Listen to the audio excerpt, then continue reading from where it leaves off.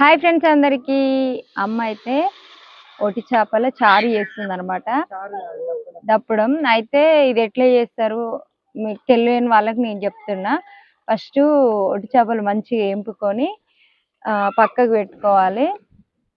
పొట్టలు తోకలు అన్నీ తీసేయాలన్నమాట. తలకాయలు కూడా తీసి బాగా కడిగి పక్కకు పెట్టుకొని చింతకాయలు టమాటాలు ఉడకబెట్టి చారు చేసి పక్కకు పెట్టుకొని ఒట్టి చేపల కూర అయితే ఎట్లా చేస్తారో అట్లా చేసి కారం వేసినాక బాగా ఉడికిన తర్వాత లాస్ట్లో చింతకాయ చారైనా పోసుకోవచ్చు, చింతపండు చారైనా పోసుకోవచ్చు. మనం పులుసు బాగా మసిలేటప్పుడు కొంచెం పిండి కూడా వస్తే కొంచెం చిక్కదనం వస్తుంది అనమాట. చారు బియ్యం పిండి అయినా పోయొచ్చు, గోధుమ పిండి అయినా పోయొచ్చు, ఇంకా శనగపిండి కూడా పోస్తారు, మన ఇష్టం.